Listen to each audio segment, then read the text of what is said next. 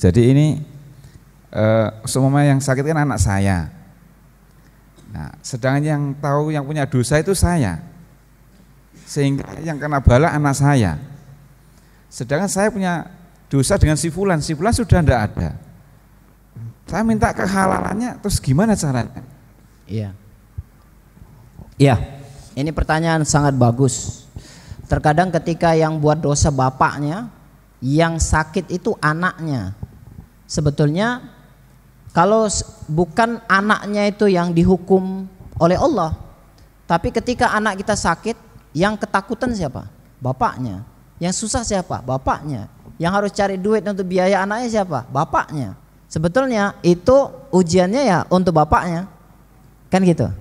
Kemudian kalau kita sudah menemukan bahwa dosa yang dulu pernah kita lakukan apa, kemudian ternyata berhubungan dengan manusia dan manusia sudah tidak ada, zolim misalkan, maka kita bertaubat.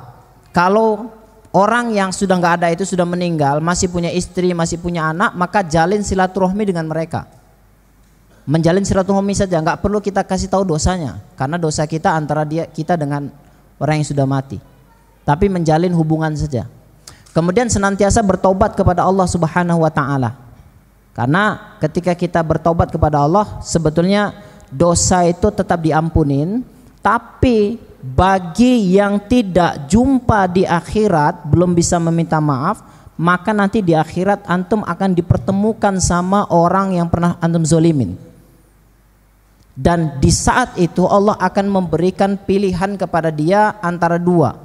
Mau balas orang yang menzolimi itu dengan balas yang sama, atau yang kedua, dikasih kunci rumah di surga.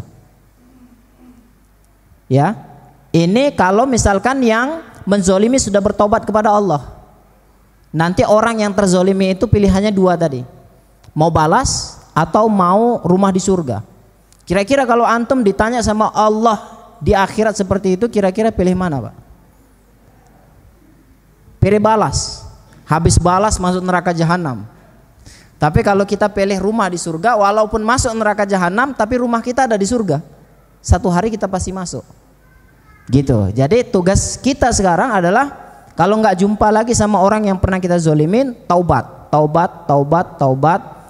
jalin silaturahmi dengan orang yang keluarganya. Nanti insya Allah itu akan memudahkan, Pak. Terus lakukan sampai ikhtiar itu menghasilkan kesembuhan anak kita. Insya Allah seperti itu.